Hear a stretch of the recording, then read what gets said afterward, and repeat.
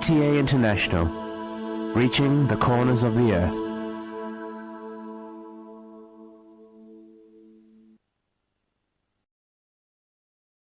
اب حضرت مرزا طاہر احمد صاحب خلیفۃ المسیح الرابع امام جماعت احمدیہ ایدہ اللہ تعالی بنصر العزیز کا خطبہ جمعہ ہوگا۔ حبیبنا صلی علی محمد صلی علی حبیبنا صلی علی محمد صلی علی رسولنا صلی علی محمد صلی علی رسولنا صلی علی محمد صلی علی محمد صلی علی محمد صلی علی لا الہ الا اللہ وحدہ لا شريك له وأشهد أن محمدا عبده ورسوله أما بعد فأعوذ بالله من الشيطان الرجيم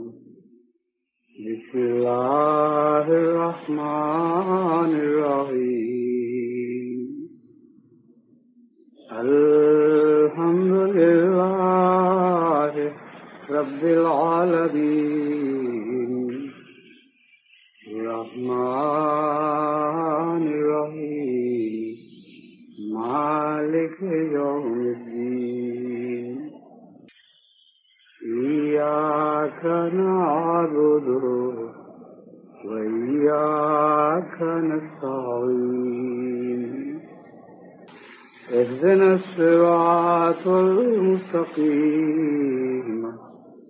صراط الذين أنعمت عليهم غير المغضوب عليهم ولا الضالين۔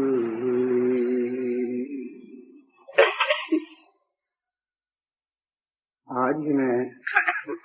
مغربی جرمنی سے ان کے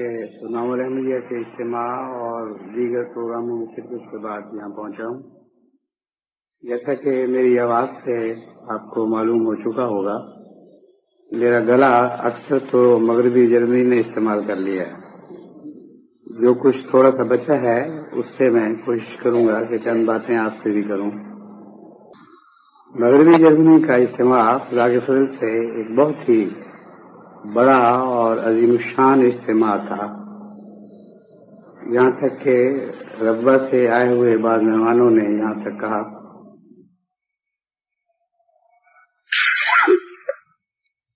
ربوہ کی یاد تازہ ہو رہی ہے۔ مجھے کہتے کہتے ان کی آنکھیں اشکبار ہو گئی۔ مجھے واقعہ یہ ہے کہ وہاں کی جماعت کو خدا کے فضل سے یورپ میں یہ امتیاز حاصل ہو گیا ہے کہ سب سے زیادہ پاکستان کے تربیت یافتہ اور عدم تربیت یافتہ خدام مغربی جرمنی کے حصے میں آئے ہیں، اور اس کی ایک بڑی وجہ وہاں کی عدلیہ کا بہت ہی احسان والا رویہ ہے جو جماعت احمدیہ سے وہ برتتی ہے۔ بارہا مجھ سے بھی وہاں کے عدلیہ کے ججوں نے ملاقاتیں کی اور اس سفر میں بھی ملاقاتیں کی۔ ان میں جو خصوصی بات میں نے دیکھی وہ یہ تھی کہ صرف عام دنیاوی طریق پر خالصتاً قانون کے تابع وہ فیصلے نہیں کرنا چاہتے، بلکہ چونکہ یہ انسانی حقوق کا معاملہ ہے اس لیے بڑی گہری نظر سے وہ جماعت احمدیہ کے حالات پر غور کرتے ہیں، اور جتنے جج مجھے ملے ہیں ان سب کا یہ حال ہے کہ نہ صرف یہ کہ پاکستان کے حالات پر ذاتی طور پر بڑی گہری نظر رکھتے ہیں، بلکہ جماعت احمدیہ کے عقائد، جماعت احمدیہ کے اختلافات جو دوسروں سے ہیں، اور جماعت احمدیہ کی روح کو سمجھنے کی کوشش کرتے ہیں، اور بعض تو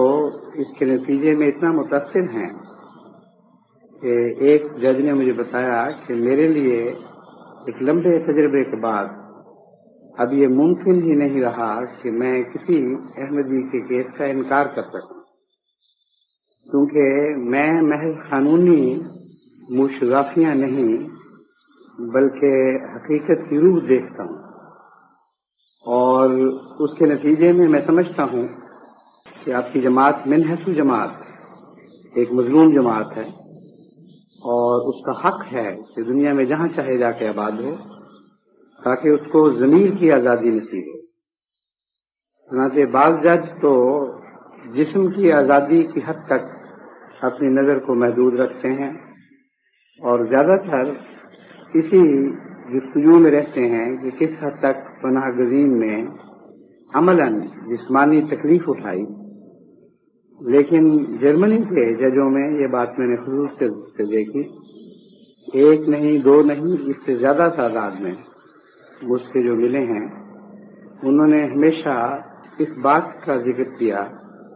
کہ وہ صرف یہ یقین کرنا چاہتے تھے کہ پاکستان میں جماعت احمدیہ کو ضمیر کی آزادی ہے کہ نہیں، اور چونکہ انہوں نے مجھے بتایا ہم اس بات پہ مطمئن ہو چکے ہیں کہ پاکستان میں کسی احمدی کے لیے ضمیر کی آزادی نہیں رہی، اس لیے ہم بڑی فراخ دلی کے ساتھ آپ کے پناہ گزینوں کے ساتھ معاملہ کرتے ہیں۔ لیکن ساتھ ہی انہوں نے ایک افسوسناک بات کا بھی ذکر کیا جس کا میں آپ سے بھی ذکر کرنا چاہتا ہوں۔ تو بعض احمدی جو ایجنٹوں کے پڑھائے لکھائے جھوٹ بول دیتے ہیں، اس کا ان کی طبیعت پر بہت ہی برا اثر دیکھا۔ چنانچہ ایک جج نے مجھ سے کہا کہ آپ کی جماعت سے میں بہت ہی اونچی توقعات رکھتی ہوں، وہ خاتون جج تھی، اور مجھے اس جماعت سے گہری محبت ہے،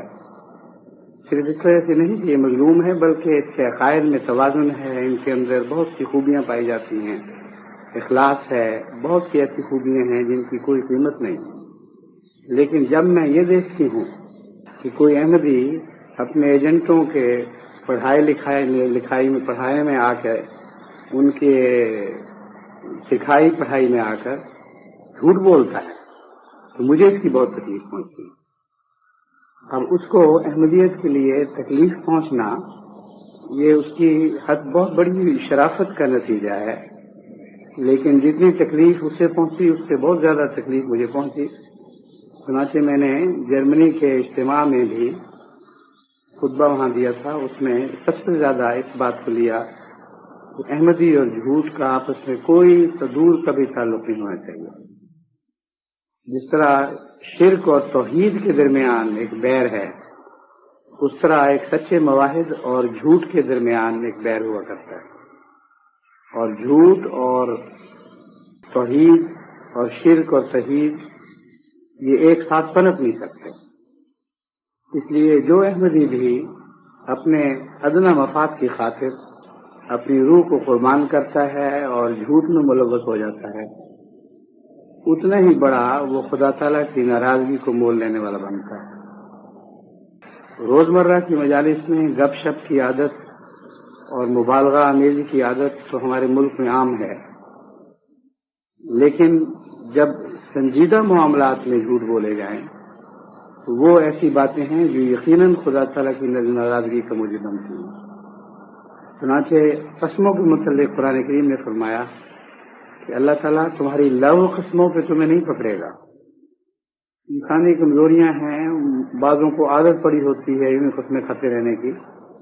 لیکن جہاں تم نے قسم کو سنجیدگی سے اپنے مفاد کی خاطر استعمال کیا اور جھوٹ بولا تو یقیناً خدا تعالیٰ تمہیں پکڑے گا۔ بس اللہ تعالیٰ بھی معمولی گپ شپ میں اور سنجیدہ جھوٹ میں فرق کرتا ہے، اور سنجیدہ جھوٹ دراصل شرک ہی کا دوسرا نام ہے، کیونکہ جھوٹ کے ذریعے انسان اپنے آپ کو ایسے خطرے سے بچانا چاہتا ہے جس کے لیے خدا کی پناہ بھی لے سکتا تھا، لیکن خدا کی پناہ پر اس کو توکل نہیں ہوتا. خدا کی پناہ کے متعلق وہ اپنے آپ کو محفوظ نہیں سمجھتا. وہ سمجھتا ہے پتہ نہیں خدا پناہ دے یا نہ دے، میں تو بری طرح پھنس چکا ہوں. اس لیے سرے دست خدا سے تعلق توڑ لو، کوئی فرق نہیں پڑتا، پھر دوبارہ حاضری دے دوں گا. اس وقت تو جھوٹ کی پناہ میں آنا چاہیے. یہ وہ گہری نفسیات ہے جو ہمیشہ جھوٹے کو خدا سے تعلق کاٹ کر شیطان سے تعلق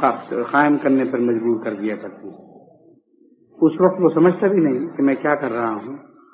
لیکن خدا جو بہت باریک نظر کے ساتھ انسانی معاملات کو دیکھتا ہے،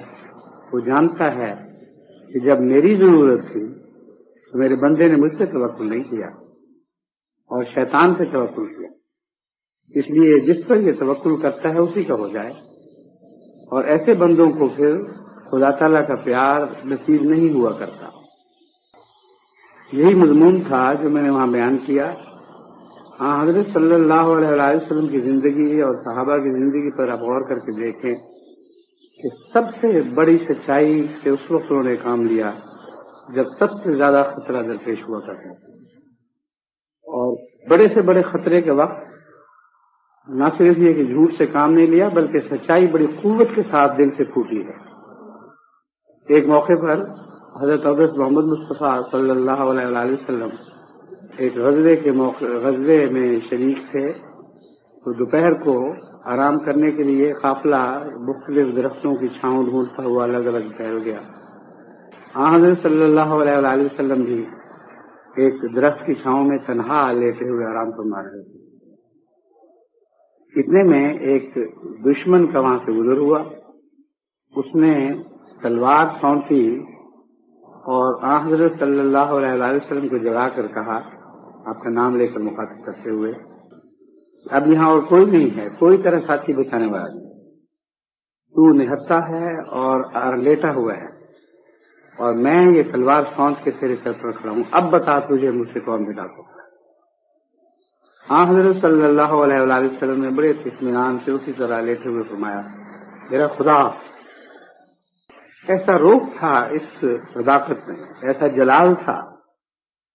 کہ وہ شخص کانپ گیا اور اس کے ہاتھ سے تلوار زمین پہ جا پڑی. حضرت صلی اللہ علیہ وسلم نے اسی تلوار کو اٹھایا اور فرمایا، بتا اب تجھے میرے ہاتھ سے کون بچا سکتا ہے؟ اس نے ہاتھ جوڑ دیے اور گر گرا کر کہا کہ آپ معاف کریں، اب بہت احسان کرنے والے ہیں، مجھ سے غلطی ہوئی. حضرت صلی اللہ علیہ وسلم نے فرمایا، وہ بدبخت، تجھے میرا نمونہ دیکھ کر بھی پتہ نہیں چلا کہ بچانے والا کون ہے. وہ ایک ہی ہے جو ہمارا خدا ہے. بس خطروں کی شدت کے وقت انسان کی سچائی آزمائی جاتی ہے. خطروں کی شدت کے وقت انسان کی توحید آزمائی جاتی ہے. اور جھوٹ ایک شرک ہے. اس کی پناہ میں آنے والے پھر توحید سے ہمیشہ اپنا تعلق توڑ لیا کرتے ہیں. اس لیے توحید نام کی توحید نہیں ہے جو نعروں کے ذریعے دنیا میں پھیلائی جائے. اللہ اکبر کے نعرے لگانے والے جب مشکل میں مبتلا ہوں اور شیطان اکبر کے نعرے لگائیں، یعنی عملاً اس کی پناہ میں آ جائیں، تو ان کے بلند باغ نعروں کی کیا قیمت باقی رہ جاتی ہے. چونکہ یہ ایک بہت ہی اہم مسئلہ ہے، اسے خوب کھول کھول کر خدام کے سامنے رکھنے کی ضرورت ہے. اس لیے میں آج آپ کو بھی اس بات کی یاد دہانی کراتا ہوں کہ جھوٹ سے پرہیز کا عہد کریں اور ہمیشہ کے لیے توبہ کریں. اپنے نفس کو ٹٹولتے رہا کریں. چھوٹے جھوٹوں سے بھی بچنے کی کوشش کریں، کیونکہ ان کی عادت انسان کو رفتہ رفتہ بڑے جھوٹ بولنے پر بھی آمادہ کر دیا کرتی ہے. اور جہاں اپنے مفادات کا واقعات کے مطابق تقاضا یہ دیکھیں کہ جھوٹ بولیں گے تو مفادات حل ہوں گے، وہی مقام ہے سچ بولنے کا. ایسے کسی مقام پر اگر آپ سچ بولیں گے، اگر فوری طور پر خدا نے آپ کو پناہ نہ بھی دی تب بھی آپ صدیق کہلائیں گے اور جو سزا آپ کو دنیا کی نظر سے ملے گی وہ سزا خدا کے پیار کو حاصل کرنے کا مجھے بن جائے گی۔ اس دن سے آپ کی زندگی کی کہاں پلٹ جائے گی، آپ کے اندر ایک روحانی انقلاب برپا ہو جائے گا۔ اور ایسا بھی ہوگا، اور بسا اوقات ایسا ہوگا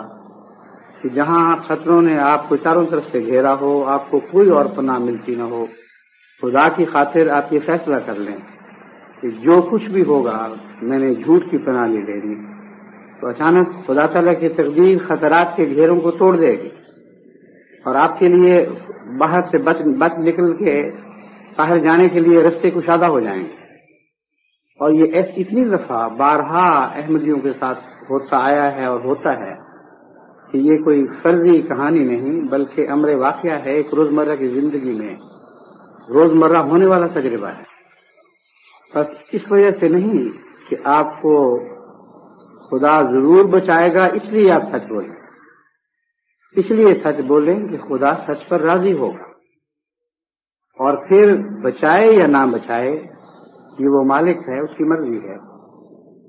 لیکن شرک سے اور شیطان سے پھر آپ کو ضرور بچا لے گا اور آپ کی ساری زندگی کو آئندہ پاک اور صالح بنا دے گا۔ اس لیے اس نیت کے ساتھ سچ پر قائم رہنے کا عہد کریں۔ جہاں تک جرمنی کی جماعت خدام الانبیاء کی سادات کا تعلق ہے، جیسا کہ میں نے بیان کیا، وہاں کی عدلیہ کا رویہ بہت ہی احسان کا رویہ ہے، اور محض قانونی نہیں بلکہ انسانی سطح پر وہ احمدیوں کے معاملات کو دیکھتے ہیں اور بہت گہرا غور کرتے ہیں، اور اکثر دل سے مطمئن ہیں کہ جس جماعت کو اپنی ضمیر کی آزادی نہیں، اس جماعت کا حق ہے کہ اس وطن سے ہجرت کر جائے۔ یہ دوسرا پہلو میں نے وہاں خدام الانبیاء کے سامنے رکھا، اور آپ کو پھر مختصراً اس کے متعلق بتانا چاہتا ہوں کہ اصل ہجرت بدن کی نہیں بلکہ روح کی ہجرت ہوا کرتی ہے۔ جیسا کہ وہ جج جو مسلمان بھی نہیں، وہ بدنوں کے مقابل پر روح کو اہمیت دے رہے ہیں، اسی طرح بلکہ اس سے بہت زیادہ شدت کے ساتھ ہر مذہب روح کو اہمیت دیتا ہے اور بدنوں کو ثانوی حیثیت دیتا ہے۔ حضرت صلی اللہ علیہ وآلہ وسلم نے جو ہجرت کا نقشہ کھینچا ہے وہ بدن کی ہجرت سے بہت بڑھ کر روح کی ہجرت کا نقشہ کھینچا ہے۔ میں جس کی ہجرت اللہ اور اس کے رسول کی طرف ہوگی یقیناً وہ اللہ اور اس کے رسول کو پالے گا، جس کی ہجرت دنیا کے مقاصد اور مطالب کی طرف ہوگی وہ دنیا کے مقاصد اور مطالب ہی کو پائے گا۔ آپ میں سے وہ نوجوان ہوں یا بوڑھے ہوں، مرد ہو یا عورتیں ہوں، جو ہجرت کر کے یہاں تشریف لائے ہیں، ان کو میں مختصراً یہ بات یاد کراتا ہوں کہ آنے سے پہلے اگر نیت کچھ اور تھی بھی تب بھی اب اپنی نیتوں کو درست کر لیں اور دنیا سے دین کی طرف ہجرت کریں۔ یہ ہجرت زندگی کے ہر لمحے پر ہو سکتی ہے، اور وہ ہر لمحہ زندگی کا ایک موڑ بن جاتا ہے جس میں انسان دنیا کی طرف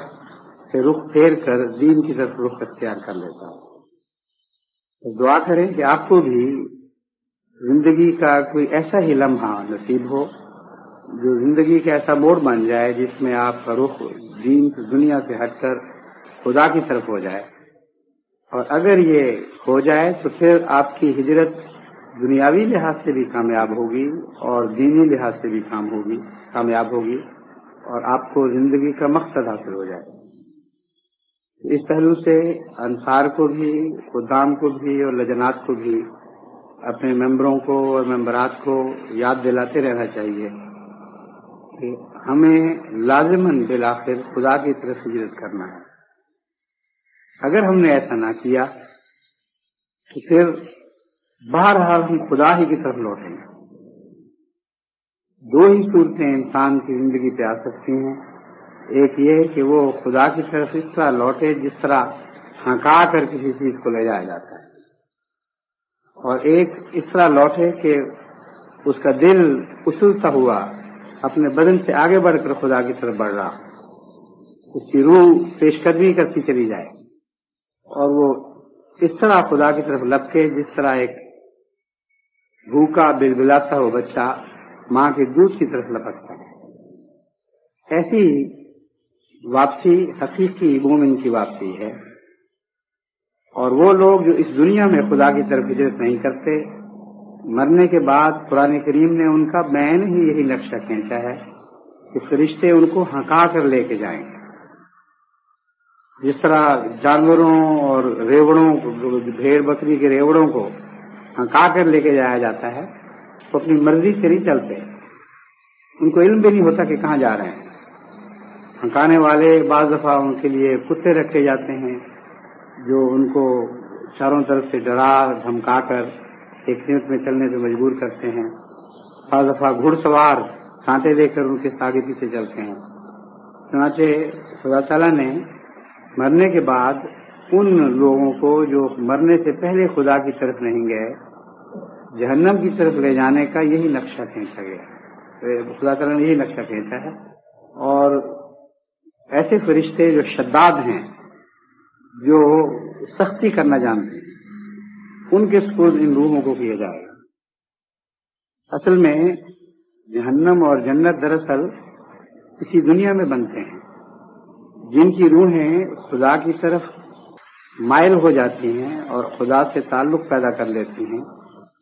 اور اس دنیا میں ہی خدا کی طرف بار بار جھکنے سے ان کو لذت محسوس ہوتی ہے۔ مرنے کے بعد کی زندگی میں یہی ان کی جنت بنے گی، کیونکہ مرنے کے بعد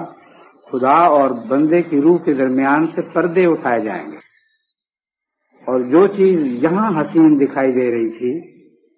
جب وہ پردے کم ہوں گے تو اور زیادہ حسین دکھائی دے گی، اور یہی حقیقی جنت ہے جو مومن کی جنت ہے۔ چنانچہ قرآن کریم ان لوگوں کو جو اس دنیا میں خدا سے راضی ہو گئے ہوں اور خدا ان سے راضی ہو گیا ہو، ان کو یہی خوشخبری دیتا ہے، یا ایتھا النفس المطمئنۃ ارجعی الی ربک راضیۃ مرضیہ فادخلی فی عبادی وادخلی جنتی۔ اے وہ نفس مطمئنہ جو خدا سے راضی رہا اور جس سے خدا راضی ہو گیا، فادخلی فی عبادی، آج میرے عباد کی جنت میں داخل ہو جاؤ، فادخلی جنتی، میری جنت میں داخل ہو جاؤ۔ بس حقیقی جنت وہی ہے جس کی بنا اس دنیا میں ڈالی جاتی ہے، اور وہ محبت الہی کی جنت ہے۔ قیامت کے دن، کیونکہ یعنی قیامت کے بعد کی زندگی میں جو نئی روحانی زندگی ہوگی، کیونکہ بندے کی روح اور خدا کی روح کے درمیان فاصلے نسبت کے لحاظ سے کم دکھائی دیں گے، اور خدا کا حسن زیادہ شان کے ساتھ جلوہ گر ہوگا، اس لیے خدا کے قرب کا جلوہ ہی ان روحوں کے لیے جنت بن جائے گا۔ تو کس طرح متمثل ہوتی ہے، کن شکلوں میں ڈھلتی ہے، اس کے کچھ نظارے قرآن کریم نے پیش فرمائے ہیں، لیکن وہ تمثیلات ہیں، ایسی تمثیلات ہیں جن کو ہمیں سمجھانے کی خاطر پیش کیا گیا ہے، ورنہ نہ تو وہ اس قسم کے باغات ہیں جیسے ہم باغات دیکھتے ہیں، نہ ہی وہ واقعتاً اس دودھ کی نہریں ہیں جسے ہم دودھ جانتے ہیں، نہ ہی ویسا شہد وہاں بہتا ہوا دکھائی دے گا جیسا شہد ہم اس دنیا میں دیکھتے ہیں۔ اگر ایسا ہوتا تو ہمیں یہ نہ بتایا جاتا کہ جنت ایک ایسی چیز ہے جس کو نہ کسی آنکھ نے دیکھا نہ کسی کان نے سنا۔ یہ ساری باتیں جو ہم قرآن کریم میں پڑھتے ہیں یا جن کا ذکر سنتے ہیں، ان کو ہماری آنکھ نے اس دنیا میں دیکھا بھی ہوا ہے اور ہمارے کانوں نے ان کا ذکر سنا بھی ہے۔ بس یہ کیسے ممکن ہو گیا کہ ایک طرف تو ہم دیکھ بھی رہے ہوں اور سن بھی رہے ہوں، دوسری طرف ہمیں یہ بتایا جائے کبھی کسی آنکھ نے اس جنت کو نہیں دیکھا جو جنت خدا نے اپنے بندوں کے لیے محفوظ رکھی ہے، اور کبھی کسی کان نے اس جنت کا ذکر نہیں سنا، حالانکہ اس کا ذکر قرآن کریم میں ہم پڑھتے بھی ہیں اور سنتے بھی ہیں۔ مراد یہ ہے فَأْتُوا بِهِ مُتَشَابِهًا، کہ حقیقت میں کچھ ملتی جلتی سی چیزیں ہیں جو پیش کی جائیں گی، لیکن جیسی اس دنیا میں ویسی ہرگز نہیں۔ یہ تمثیلات ہیں جن کا ہم تصور بھی نہیں کر سکتے۔ لیکن ہمیں چونکہ دنیا میں یہ چیزیں اچھی لگتی ہیں، اس لیے یہ بتانے کے لیے بہت ہی اچھی بات چیزیں ہوں گی، ہمارے لیے کچھ نقشے کھینچے گئے ہیں، لیکن حقیقت میں جو کچھ پیش کیا گیا متشابہ ہے، اور اس دنیا میں جو مومن کو لذت ملتی ہے وہ خدا کے قرب سے ملتی ہے۔ اس متشابہ سے مراد یہی ہے کہ وہ جنت کے پھل، وہ جنت کے باغات خدا کی قرب کی کچھ شکلیں ہوں گی۔ کیا تجسم اختیار کریں گی ہم نہیں جانتے، لیکن وہی ہیں جو زیادہ ڈیولپ ہو جائیں گی، زیادہ بڑی شان کے ساتھ ایک ایسی شکل میں ظاہر ہوں گی جن کی طرف روح لپکے گی اور ان سے غیر معمولی لذت حاصل کرے گی۔ بس جہنم بھی اسی قسم کی ایک چیز ہے، اور وہ اچھی باتیں جن سے انسان آج اس دنیا میں متنفر ہوتا ہے، جب ان اچھی باتوں کے قریب کیا جائے گا تو ان سے لذت حاصل کرنے کی بجائے وہ اس کے لیے ایک روحانی عذاب بن جائیں گے۔ چنانچہ جو اس دنیا میں سجدہ نہیں کر سکتا، قیامت کے دن اس کے لیے سجدہ ہی جہنم ہے۔ جو اس دنیا میں خدا کا ذکر سن کر تنافر محسوس کرتا ہے اور اس کی طبیعت بھڑکتی ہے اور وہ دوڑتا ہے کہ میں کس مصیبت میں پھنس گیا، اس کی بجائے ایک فلمی گانا ہو یا کوئی اور اس قسم کی دنیاوی لذت ہو، اس کو بڑے غور سے سنتا اور شوق سے قبول کرتا ہے، اس کے لیے وہاں اس کی جنت موجود نہیں ہوگی، وہاں کوئی لغو چیز نہیں ہوگی، کوئی بےہودہ بابسرائی نہیں ہوگی، اور ایسا شخص بیچارہ اس وجہ سے جہنم میں مبتلا ہوگا کہ اس کا ذوق ڈیولپ نہیں ہوا۔ ایسی بات ہے جیسے ایک کتے کو جس کو پھل سے کوئی ذوق نہیں ہے اس کو پھل دے دیا جائے، جس کو گند چاہیے، جس کو چچڑے چاہیے، جس کو مردار خوری کی عادت ہو، مری ہوئی لاشوں کے بدبودار گوشت سے لذت محسوس کرتا ہو، اس کے سامنے اگر اچھے سے اچھا پھل آپ رکھ دیں گے تو اس بیچارے کے لیے تو جہنم ہی ہوگی۔ چنانچہ غالب کے متعلق آتا ہے کہ اس کو پھلوں کا بہت شوق تھا، آم کا بہت شوق تھا، اور ایک صاحب ایسے تھے غالب کے دوستوں میں سے جن کو آم سے نفرت ہوئی۔ بہت کم دنیا میں ایسے ہوتے ہیں مگر ہوتے ہیں۔ چنانچہ ایک دفعہ مجلس لگی ہوئی تھی، سب آم کھا رہے تھے، اور وہ جن کو آم سے نفرت تھی وہ بھی اس مجلس میں بیٹھے ہوئے تھے۔ اچانک ایک گدھے کا وہاں سے گزر ہوا، تو گدھے نے آم کے پھینکے ہوئے چھلکوں اور گٹھلیوں کو سونگھا اور بڑی نفرت سے اپنے ہونٹ چڑھا کر تو منہ دوسری طرف کر لیا اور بغیر کھائے آگے نکل گیا۔ جن کو آم سے نفرت تھی انہوں نے بے ساختہ غالب سے مخاطب ہو کر کہا کہ مرزا دیکھو گدھا بھی آم نہیں کھاتا۔ غالب نے جواب دیا ہاں گدھا آم نہیں کھاتا۔ ایک بھی کے ہونے اور نہ ہونے نے دیکھیں کتنا فرق پیدا کر دیا۔ وہ گدھے جو اس دنیا میں خدا کی محبت کے آم نہیں کھاتے، اس دنیا میں جب ان کو آم نصیب ہوں گے تو ان کے لیے تو جہنم ہی ہوگی۔ اس لیے یہ ذوق کی پرورش کی بات ہے۔ ذوق کو اگر سلیقے کے ساتھ پرورش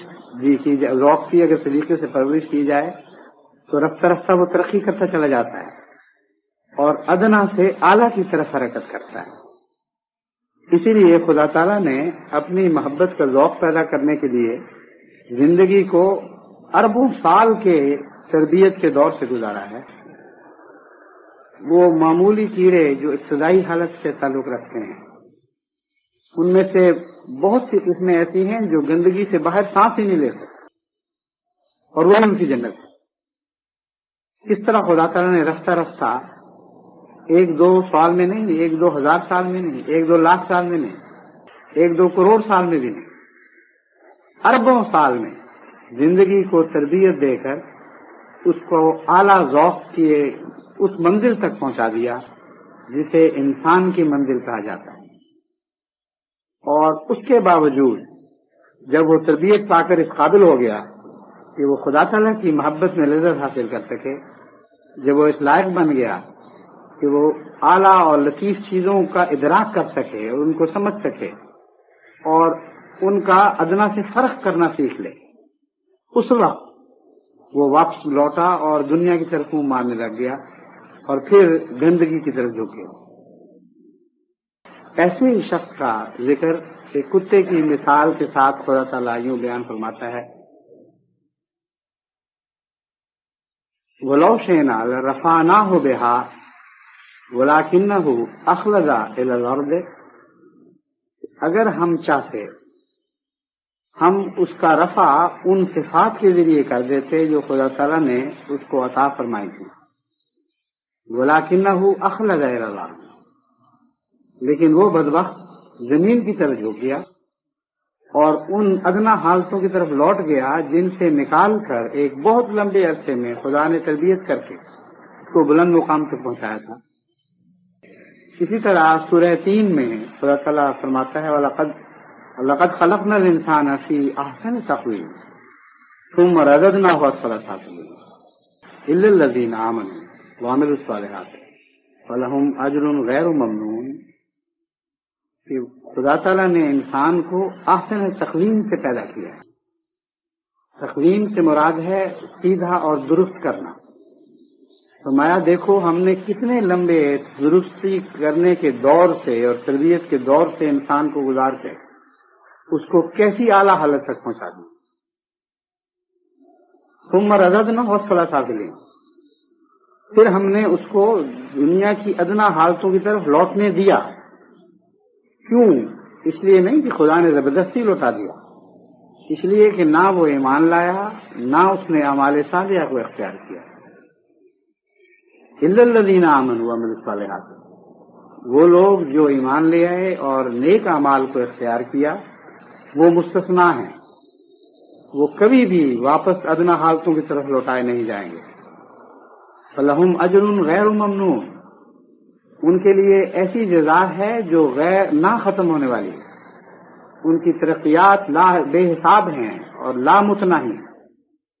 بس یہ وہ فلسفہ ہے جو قرآن نے ہمیں زندگی کا فلسفہ سکھایا ہے۔ جتنا لمبا عرصہ ہمارے ماضی میں گزرا ہے ہماری تربیت پر، اگر آج ہم اس راہ کو اختیار کر لیں جس پر آئندہ روح کی ایوولوشن کا مدار ہے،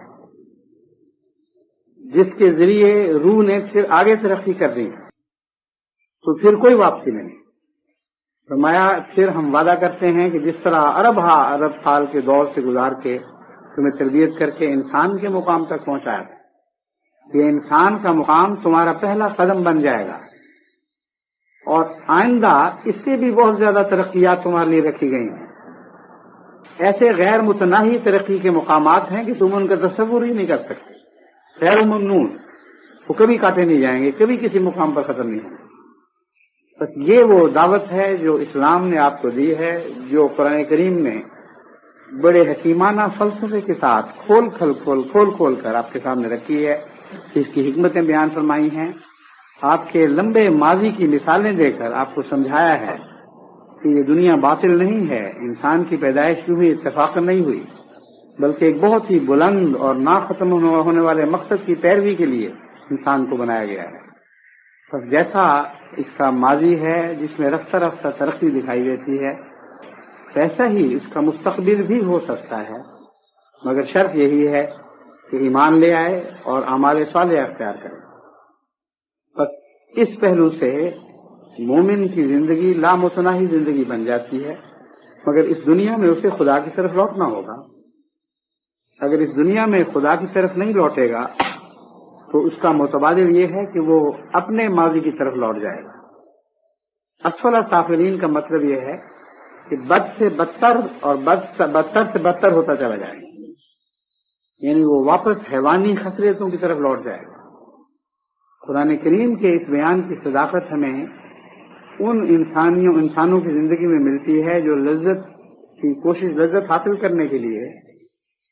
ہر قسم کی گندگی پہ منہ مارتے ہیں، اور جب ان کو عام ان باتوں میں لذت نہیں ملتی جو خدا نے صحت مند لذتیں انسان کے لیے پیدا کی ہیں، تو وہ پھر گندگی کو کھودتے کھودتے اور زیادہ غلاظت کی تہ تک اترنے کی کوشش کرتے ہیں۔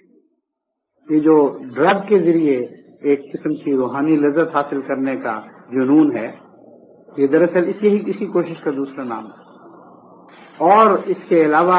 جنسیات میں جس حد تک انسان اس وقت الزل ہو چکا ہے اور اسفل سافلین کی طرف لوٹ چکا ہے، اس کا سارا مغربی معاشرہ گواہ ہے۔ لیکن یہ دنیا ماضی کی طرف لوٹنا اور حیوانی صفات اختیار کر کے لذت حاصل کرنے کی کوشش کرنا انسان کے کسی کام آ نہیں سکتا۔ وہ دن بدن پاگل ہوتا چلا جاتا ہے، یہاں تک کہ لذتیں معنی کھو دیتی ہیں، ان کی کوئی حیثیت باقی نہیں رہتی، اس کو کچھ سمجھ نہیں آتی کہ میں کیا کروں۔ اس پاگل پن میں پھر بہیمانہ تحریکات چلتی ہیں، کئی قسم کے جنون پیدا ہوتے ہیں، کئی قسم کی کلس نکلتی ہیں، کہیں چمٹے بجا بجا کر اپنی روح کی تسکین کے سامان کی کوشش کی جاتی ہے، کہیں بال بڑھا کر، کہیں بال مڑا کر، کہیں ایک دوسرے پر ظلم کر کے، کہیں جتھے بنا کر جرم کرنے کے نتیجے میں لذت حاصل کرنے کی کوشش کی جاتی ہے۔ یہ سارے وہی نقوش ہیں جن کے متعلق قرآن کریم نے نشاندہی کی تھی کہ ان نقوش پر چلتے ہوئے تم الٹے پاؤں واپس ادنا حالتوں کی طرف لوٹ جاؤ گے، سوائے اس کے کہ تم ایمان لے آؤ اور اعلیٰ بہترین عمل اختیار کرو۔ اس صورت میں تمہارے لیے ایک لامتناہی ترقی کا سلسلہ کھلا ہوا ہے۔ بس خدام کو اور لجنات کو اور انصار کو یہ سبق اپنے ہر ممبر کو پڑھانے چاہیے۔ یہ جو معاشرہ ہے جس میں مغرب کا معاشرہ جس میں آج احمدی دم لے رہے ہیں، یہ اسفل سافلین کا معاشرہ ہے۔ ہر طرف سے آپ کو آوازیں پڑیں گی کہ آؤ اور دنیا کی لذتوں میں ہمارا ساتھ دو اور ہمارے ساتھ مل کر واپسی کے وہ سفر اختیار کرو جن کے نتیجے میں ہم حیوانی اور بہیمانہ لذتیں حاصل کر رہے ہیں۔ دوسری طرف خدا تعالیٰ کی آواز ہے کہ یہ تمہاری تنزل اور ذلتوں کے رستے ہیں، پھر خدا کی طرف تمہارا رجوع نہیں ہو سکے گا، سوائے اس کے کہ فرشتے ہانک کر تمہیں لے کے جاؤ، لیکن لذتوں کی طرف نہیں، پھر جہنموں کی طرف تم ہانکے جاؤ گے۔ اس لیے اس مقام سے واپس نہ لوٹو، آگے بڑھو، اور جن مقاصد کی خاطر تمہیں حیرت انگیز طور پر روحانی ترقی دی گئی ہے، شعور دیا گیا ہے، غیر معمولی طور پر لطافتوں کے ادراک کی طاقتیں عطا کی گئی ہیں، لطافتوں کو سمجھنے کی طاقتیں عطا کی گئی ہیں، ان پر غور کرو، ان سے سبق سیکھو اور آگے بڑھو، اپنے خدا کی طرف حرکت کرو اور خدا کی طرف سفر اختیار کرو۔ یہ سفر اس دنیا میں ہونا ضروری ہے، ورنہ پھر اس دنیا میں جا کر یہ سفر اختیار نہیں کیا جا سکتا۔ یہ وہ بات ہے جو قرآن کریم بار بار آپ کو سمجھاتا ہے، یہ بات ہے جو آپ کو اپنی نئی نسلوں کو خصوصیت سے سمجھانی چاہیے، کیونکہ جب تک ایک مضبوط فلسفہ ان کی حفاظت نہیں کرے گا، وہ دنیا کی ظاہری اور سرسری لذات میں کھوئے جائیں گے۔ کوئی تنظیم کسی اپنے ممبر کے ساتھ ہمیشہ جڑ کر نہیں رہ سکتی۔ بہت سی زندگی کے ایسے مواقع ہیں جن میں انسان تنہا سفر کرتا ہے اور تنظیم کی نظر وہاں تک نہیں پہنچتی، تنظیم کی پابندیاں اس کو کسی خاص حالت سے مقید نہیں رکھ سکتی۔ ایسے وقتوں میں جو معاشرے کے غالب اثرات ہیں وہ یقیناً اس کو اپنی طرف کھینچنے میں کامیاب ہو سکتے ہیں، سوائے اس کے کہ اس کا دل اور اس کا دماغ دونوں مطمئن ہوں۔ یہ معاشرہ گندا اور ظالم ہے اور اس کے لیے نقصان دہ، اور پوری طرح مطمئن ہوں کہ جو راہ اس نے اختیار کی ہے اس کے پیچھے ایک گہرا فلسفہ ہے، ایک بہت بڑی حکمت ہے۔ یہ باتیں سمجھنے کے بعد پھر وہ ان کے خطرات سے باہر آ سکتا ہے، بشرطی کہ دعا کا بھی عادی ہو، بشرطی کہ قدم قدم پر وہ خدا تعالیٰ سے مدد مانگنے والا ہو اور اسی پر توکل کرنے والا ہو۔ بس جہاں آپ جھوٹ سے توبہ کر کے خدا کی پناہ میں آئیں گے، وہاں اس سفر میں یہ جو دوسرا سفر ہے، خدا آپ کا یقیناً ساتھ دے گا اور غیر معمولی طاقت عطا کرے گا، ہر خطرے سے آپ کو بچائے گا اور اس رستے پر ڈال دے گا جو غیر ممنون ہے، جو کبھی ختم نہ ہونے والا ہے۔ ہمیں دعا کرنی چاہیے کہ اللہ تعالیٰ ہمیں اسی کی توفیق عطا فرمائے، اور اس توفیق کے بغیر ہم اس دنیا کے حالات بدل نہیں سکتے، جس دنیا میں اس وقت یہاں موجود ہیں، اس دنیا کو آج دلائل سے بڑھ کر خدا والوں کی ضرورت ہے۔ لوگ بارہا مجھ سے پوچھتے ہیں کہ ہم تبلیغ کیسے کریں؟ ہم تبلیغ کرتے تو ہیں مگر اثر نہیں دکھاتی۔ تبلیغ وہی اثر دکھاتی ہے جو خدا والے کی تبلیغ ہو، جو ان تجارب سے گزرا ہوا ہو، جانتا ہو کہ خدا ہے، وہ جانتا ہو کہ وہ خدا اس کے ساتھ ہے، بارہا اس کے پیار اور قرب کے جلوے دیکھ چکا ہو، اس کی بات میں وزن ہوتا ہے، اس کی بات کو قوت عطا کی جاتی ہے، اس کی بات میں گہرا اثر رکھا جاتا ہے۔ بس یہ دو باتیں جو میں نے آپ کو بتائی ہیں، ان پر آپ قائم ہو جائیں اور پھر تبلیغ کریں اور درد دل سے تبلیغ کریں، اچھے دوستوں کو تلاش کریں اور ان کے ساتھ تعلقات بڑھائیں، کیونکہ تبلیغ کا ایک اور بھی بہت اہم گر ہے جسے آپ کو لازماً سیکھنا چاہیے کہ تبلیغ رستہ چلتے بیج کا چھٹا دینے کا کام نام نہیں ہے، بلکہ بڑی گہری حکمت کے ساتھ ایسی کاشت کا نام تبلیغ ہے جس کی انسان پھر مسلسل حفاظت کرتا ہے، جو اس کے اپنے دائرہ اختیار میں ہوتی ہے، ورنہ بیج پھیلانا تو کوئی تبلیغ نہیں ہے۔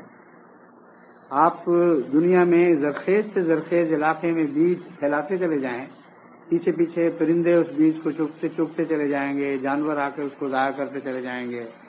کبھی پانی کا فقدان ہوگا، کبھی کسی اور چیز کا نقصان ہوگا، اور جو بیج آپ پھیلائیں گے وہ پیچھے سے ضائع ہوتا چلا جائے گا۔ لیکن وہ بیج کام کا بیج ہوا کرتا ہے جسے ایک انسان اپنے کھیت میں اگاتا ہے، جو اس کے قبضے میں ہوتا ہے، اس کی حفاظت کرنا جانتا ہے، روز اس کی پرورش کرتا ہے، اس کے ساتھ مانوس ہو جاتا ہے، اس کو اپنے ساتھ مانوس کرتا ہے،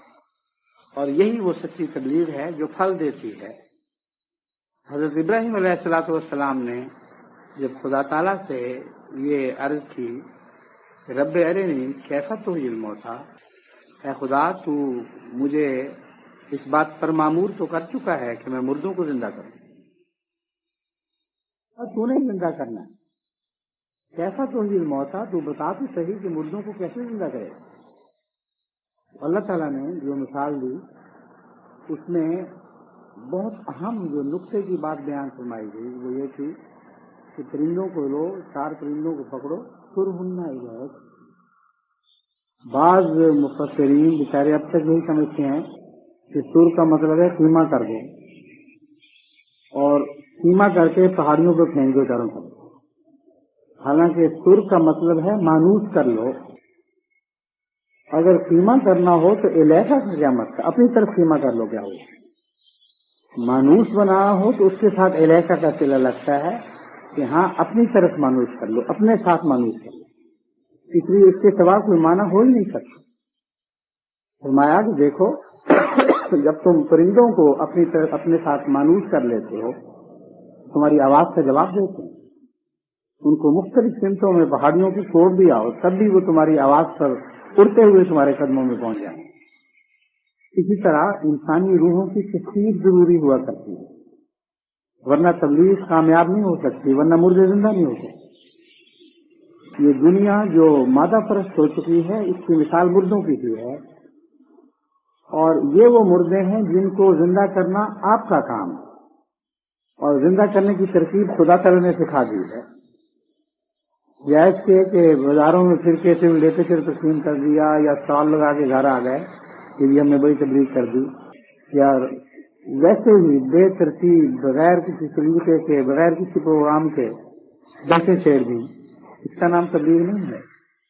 سرہنہ کے بغیر تبلیغ کامیاب نہیں ہو سکتی۔ بس آپ کو لازماً ہر داعی اللہ کو اپنے ایسے دوست بنانے ہوں گے جن کے ساتھ اس کو مسلسل پیار کرنا ہوگا، بہت محبت کا سلوک کرنا ہوگا، اس کی خدمت کرنی ہوگی، ایسے دوست کو اپنے قریب کرنا ہوگا یہاں تک کہ وہ آپ کی دنیاوی آواز پر لبیک کہنے کا اہل ہو جائے۔ ایسا شخص آپ کی روحانی آواز کا بھی جواب دے۔ یہ نقطہ ہے جو قرآن کریم نے بیان فرمایا ہے۔ بس اچھے شریف لوگوں سے دوستیاں کریں، اور امر واقعہ یہ ہے کہ دوستیاں ہم مزاج سے ہی ہوا کرتے ہیں۔ اس سے ایک اور بات یہ سمجھ آ گئی کہ جن کے مزاج مختلف ہیں ان پر آپ کیوں وقت ضائع کرتے ہیں۔ جن کے مزاج بھی اور طرح کے ہیں، ان کے ساتھ ساتھ ٹکرانا اور فضول بحثیں کرنا اپنے وقت کا ضیاع ہے۔ حضرت عیسیٰ علیہ السلام کے ارشاد کے مطابق ان کے ساتھ ساتھ ٹکرانا ایسا ہی ہے جیسے سور کے سامنے موتی پھینک دیے، سور کی کوئی قدر نہیں ہوگی، سور کو موتیوں کی کوئی قدر نہیں ہوگی۔ بس سرہنا الیکا سے یہ مضمون بھی سمجھ آ گیا کہ ہم مزاج لوگ تلاش کرو، ایسے جو تمہارے مزاج سے ملتے جلتے ہیں، ان سے پیار بڑھاؤ، ان سے تعلقات قائم کرو، ان سے دوستیاں لگاؤ اور ان کو قریب کرتے ہوئے پھر ان کو زندگی کا پیغام دو۔ اللہ تعالیٰ وعدہ فرماتا ہے کہ زندہ کرنے والا میں ہوں، اگر تم ایسا کرو گے تو میں زندہ کروں گا۔ تو اس نسخے کو آزمانا چاہیے، اس نسخے کو پھیلانا چاہیے، اور یہ نسخہ خدا والوں کا نسخہ ہے۔ ابراہیم علیہ السلام خدا والے تھے، اس لیے ان کے ہاتھ پر یہ نسخہ کارگر ثابت ہوا۔ ایک ایسا شخص جو خود خدا سے تعلق نہیں رکھتا، اس کی مثال ایسے ہی ہے جیسے ایک پرندہ جس نے خدا کے ساتھ انس اختیار نہیں کیا۔ وہ پرندہ جو خدا کی آواز کا جواب نہیں دیتا، وہ کیسے توقع رکھ سکتا ہے کہ لوگوں کو خدا کی طرف بلائے اور لوگ اس کی آواز کا جواب دیں؟ تو پہلے آپ وہ پرندہ بنے جو خدا سے زندگی حاصل کریں، پہلے آپ وہ پرندہ بنے جو خدا کی ذات سے مانوس ہو جائے اور اس کی آواز پر لبیک کہنا سیکھیں، پھر آپ لوگوں کو اپنے ساتھ مانوس کریں، پھر دیکھیں آپ کی آواز میں خدا ہی طاقت پیدا ہو جائے۔ ان دنیا کی روحوں کی مجال نہیں ہوگی کہ ان کا انکار کر سکیں، ان کے سامنے ابا کر سکیں۔ جو خدا تعالیٰ نے یہ نسخہ ہمیں سکھایا ہے کہ اس طرح خدا مردے زندہ کیا کرتا ہے، پہلے تم زندہ ہو اور پھر اسی مثال کو کے مطابق کے پیچھے چلتے ہوئے دوسرے خدا کے بندوں کو زندہ کرنے کی کوشش کرو۔ اللہ تعالیٰ آپ کو اس کی توفیق عطا فرمائے اور تبلیغ کے صحیح طریق بھی سکھائے اور پھر خود اپنے فضل سے ان کو پھل لگا دے۔ ایک دفعہ اگر مومن کی تبلیغ کو پھل لگنے شروع ہو جائیں تو پھر ایسے درخت بے ثمر نہیں رہا کرتے، پھر ہر موسم میں یہ پھل دیتے ہیں، بلکہ لوگ وہ درخت جو خدا سے زیادہ گہرا تعلق قائم کر لیتے ہیں، ان کے متعلق تو اللہ تعالیٰ قرآن کریم میں فرماتا ہے کہ پھر موسم ہو یا نہ ہو، ہر حال میں ہمیشہ یہ درخت پھل دیتے چلے جاتے ہیں۔ اللہ تعالیٰ ہم نے ہر ایک کو ایسا ہی ہمیشہ پھل دینے والا باثمر درخت بنا لیا۔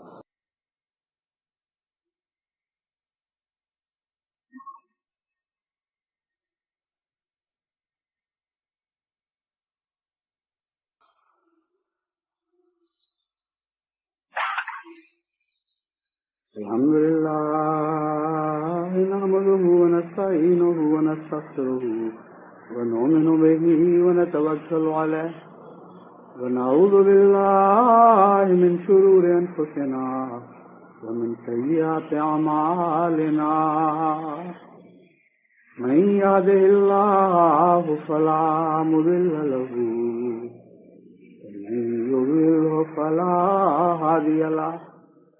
ونشهد أن لا إله إلا الله وحده لا شريك له ونشهد أن محمدا عبده ورسوله عباد الله رحمكم الله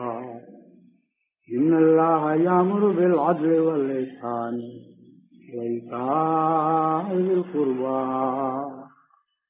ينهى عن الفحشاء والمنكر والبغي يعظكم لعلكم تذكرون اذكروا الله يذكركم وادعوه يستجب لكم وذكر الله أكبر